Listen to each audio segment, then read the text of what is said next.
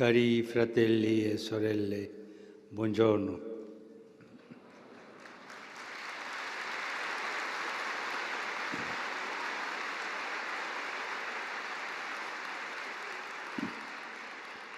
Con la catechesi di oggi concludiamo il ciclo dedicato alla misericordia. Ma la misericordia deve continuare, Le catechesi finiscono. Ringraziamo il Signore per tutto questo e conserviamolo nel cuore come consolazione e conforto. L'ultima opera di misericordia spirituale chiede di pregare per i vivi e per i defunti. Ad essa possiamo affiancare anche l'ultima opera di misericordia corporale che invita a seppellire i morti. Può sembrare una richiesta strana quest'ultima, e invece in alcune zone del mondo che vivono sotto il flagello della guerra, con bombardamenti che giorno e notte seminano paura e vittime innocenti, questa opera è tristemente attuale. La Bibbia ha un bel esempio in proposito, quello del vecchio Tobi, il quale a rischio della propria vita seppelliva i morti nonostante il divieto del re. Anche oggi c'è chi rischia la vita per dare sepoltura alle povere vittime delle guerre. Dunque, quest'opera di misericordia corporale non è lontana dalla nostra esistenza quotidiana e ci fa pensare a ciò che accadde il venerdì santo, quando la Vergine Maria con Giovanni e alcune donne stavano presso la croce di Gesù. Dopo la sua morte venne Giuseppe di Arimatea, un uomo ricco, membro del Sinedrio, ma diventato discepolo di Gesù, e offrì per lui il suo sepolcro nuovo, scavato nella roccia. Andò personalmente da Pilato e chiese il corpo di Gesù, una vera opera di misericordia fatta con grande coraggio. Per i cristiani la sepoltura è un atto di pietà, ma anche un atto di grande fede. Deponiamo nella tomba il corpo dei nostri cari, con la speranza della loro risurrezione.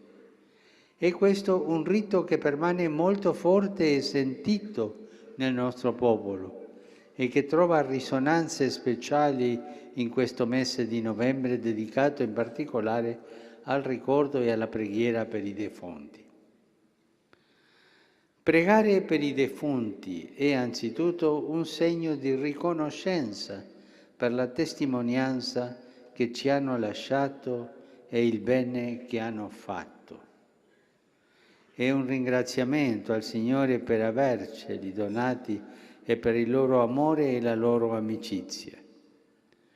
La Chiesa prega per i defunti in modo particolare durante la Santa Messa. Dice il sacerdote: ricordati, Signore, dei tuoi fedeli che ci hanno preceduto col segno della fede e dormono il sonno della pace. Dona loro, Signore, e a tutti quelli che riposano in Cristo la beatitudine, la luce e la pace. Un ricordo semplice, efficace, carico di significato, perché affida i nostri cari alla misericordia di Dio. Preghiamo con speranza cristiana che siano con Lui in paradiso, nell'attesa di ritrovarci insieme in quel mistero di amore che non comprendiamo, ma che sappiamo essere vero, perché è una promessa che Gesù ha fatto. Tutti risusciteremo e tutti rimarremo per sempre con Gesù, con Lui. Il ricordo dei fedeli defunti non deve farci dimenticare anche di pregare per i vivi, che insieme con noi ogni giorno affrontano le prove della vita. La necessità di questa preghiera è ancora più evidente se la poniamo alla luce della professione di fede che dice «Credo alla comunione dei santi». È il mistero che esprime la bellezza della misericordia che Gesù ci ha rivelato. La comunione dei santi infatti indica che siamo tutti immersi nella vita di Dio e viviamo nel suo amore. Tutti, vivi e defunti, siamo nella comunione, cioè uniti tutti, no? Comunione, uniti, nella comunità di quanti hanno ricevuto il battesimo e di quelli che si sono nutriti del corpo di Cristo e fanno parte della grande famiglia di Dio. Tutti siamo la stessa famiglia, uniti, e per questo preghiamo gli uni per gli altri. Quanti modi diversi ci sono per pregare per il nostro prossimo? Sono tutti validi e accetti a Dio se fatti con il cuore. Penso in modo particolare alle mamme e ai papà che benedicono i loro figli al mattino e alla sera. Ancora c'è questa abitudine in alcune famiglie, benedire il figlio. È una preghiera. Penso alle preghiere per le persone malate. Quando andiamo a trovarli, preghiamo per loro.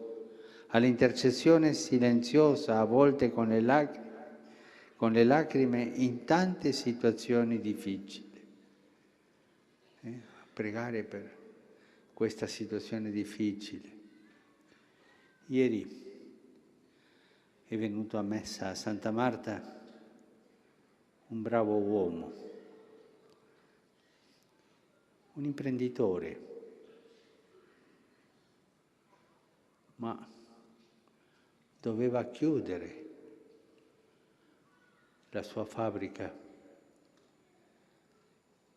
perché non ce la faceva. E piangeva quell'uomo, giovane, piangeva e diceva: io non me la sento di lasciare senza lavoro più di 50 famiglie. Io potrei dire dichiarare il fallimento dell'impresa. Io me ne vado a casa con i miei soldi, ma il mio cuore piangerà tutta la vita per queste 50 famiglie. Ecco un bravo cristiano, ecco che prega con le opere, prega, è venuto a messa a pregare perché il Signore gli dia una uscita, non solo per lui. Lui l'aveva, il fallimento, no, non per lui, per i 50 famiglie.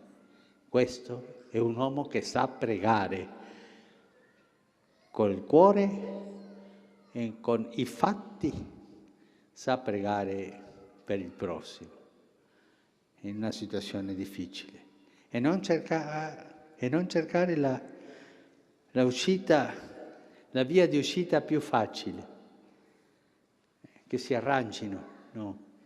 Questo è un cristiano, mi ha fatto tanto bene sentirlo, tanto bene, e magari ci siano tanti così oggi, in questo momento in che tanta gente soffre per la mancanza di lavoro.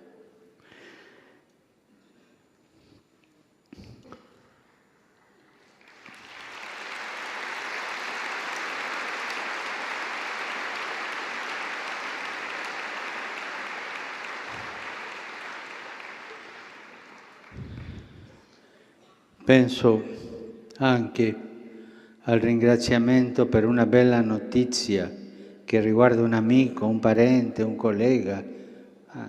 Grazie Signore per questa cosa bella, anche quello, pregare per gli altri, così ringraziare il Signore quando le cose sono belle. A volte, come dice San Paolo, non sappiamo come pregare in modo conveniente, ma lo Spirito stesso intercede con gemiti inesprimibili. È lo Spirito che prega dentro di noi. Apriamo dunque il nostro cuore in modo che lo Spirito Santo, scrutando i desideri che sono nel più profondo, li possa purificare e portare a compimento. Comunque per noi e per gli altri chiediamo sempre che si faccia la volontà di Dio, come nel Padre nostro, perché la sua volontà è sicuramente il bene più grande, il bene di un Padre che non ci abbandona mai. Pregare e lasciare che lo Spirito Santo preghi in noi. E questo è bello nella vita, preghi ringraziandolo, lodando Dio, chiedendo qualcosa, piangendo quando c'è qualche difficoltà come quell'uomo, tante cose, ma sempre il cuore aperto allo Spirito perché preghi in noi, con noi e per noi. Concludendo queste catechesi sulla misericordia, impegniamoci a pregare gli uni per gli altri, perché le opere di misericordia corporale e spirituale diventino sempre più lo stile della nostra vita. Le catechesi, come ho detto all'inizio, finiscono qui. Abbiamo fatto il percorso delle 14 opere di misericordia, ma la misericordia continua e dobbiamo esercitarla in questi 14 modi. Grazie.